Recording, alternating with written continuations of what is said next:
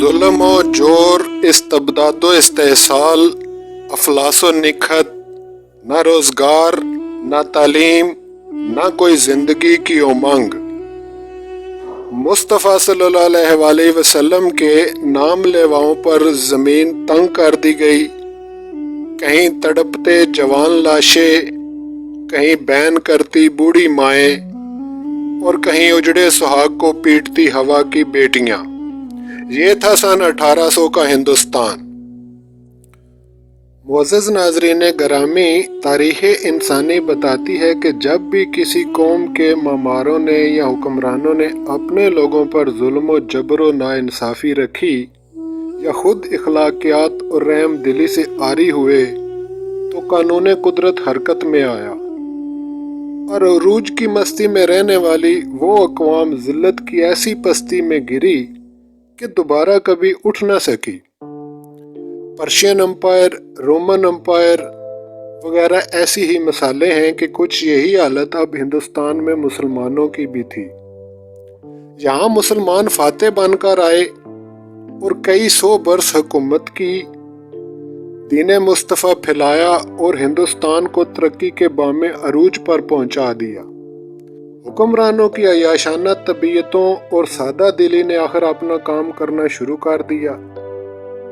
ہندو جو ایک مفتوح قوم تھی اور اپنے اندر بغض و عناد کو ہمیشہ جوان رکھتے اور ہر وہ حربہ استعمال کرتے جس سے مسلمانوں کی طاقت کمزور پڑ جائے، پھر آخرکار شاطر ہندوؤں نے انگریزوں کو خفیہ طور سے ہندوستان پر قبضے کی دعوت بھی دے ڈالی۔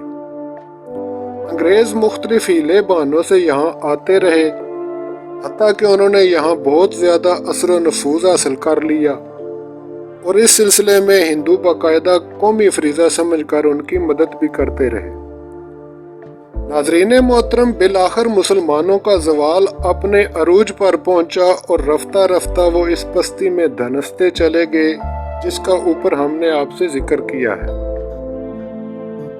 انگریزوں نے قابض ہونے کے بعد اپنی محسن قوم ہندوؤں کو بھی نہ چھوڑا اور ان کے لیے بھی ہندوستان کی زمین ویسی ہی تنگ کر دی جیسے انہوں نے مسلمانوں پر کر رکھی تھی۔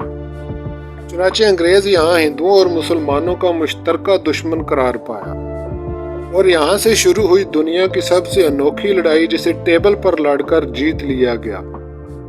سن 1876 کی سرد رات میں کراچی میں وزیر مینشن کی تیسری منزل پر ایک بچہ دنیا میں پیدا ہوا۔ اس کا تعلق ایک متوسط گھرانے سے تھا، لیکن ماں باپ کی اکلوتی نرینہ اولاد ہونے کی وجہ سے خاص توجہ اس بچے پر مرکوز ہوئی۔ ناز و نام سے پالا پوسا گیا، اچھی تعلیم و تربیت کا انتظام کیا گیا، اور جب زندگی کی ابتدائی منازل طے ہو چکی اور جوانی کی دہلیز پر پہنچ گئے تو شادی کا فریضہ بھی ادا کر دیا گیا۔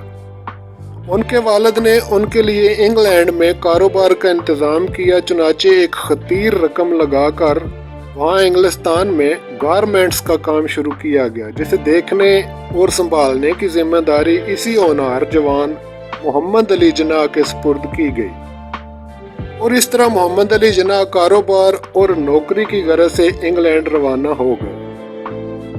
لیکن ہندوستان کی سسکتی اور بلکتی حالت زار محمد علی کو چین سے بیٹھنے نہ دیتی۔ ہر وقت وطن اور ہم وطنوں کی پریشانی محمد علی جناح کے لیے ایک مستقل پریشانی تھی، جس نے بالآخر کاروبار اور نوکری سے محمد علی کا دل اچاٹ کر دیا۔ چنانچہ انہوں نے دل لگا کر محنت سے اپنی تعلیم مکمل کرنے پر توجہ دی اور وکالت کی اعلیٰ ڈگری کے ساتھ وہاں سے واپس تشریف لائے۔ معزز دوستو، قائد محترم کی زندگی کے حالات و واقعات اور پر اثر شخصیت پر متعدد کتابیں لکھی گئیں، ویڈیوز بھی بنائی گئیں، جن میں ان کی تفصیلات زندگی اور ان کی زندگی کے مختلف نشیب و فراز پر مکمل آگاہی موجود ہے۔ یہاں ہم ان کی زندگی کا مکمل جائزہ تو نہیں لے رہے، لیکن 25 دسمبر کے حوالے سے اس دن عظیم اور مقناطیسی شخصیت کے حامل حیرت انگیز لیڈر کی پیدائش کے اس موقع پر اپنے ناظرین کو مبارکباد پیش کرتے ہیں اور قائد محترم محمد علی جناح کی خدمت میں سلام پیش کرتے ہیں۔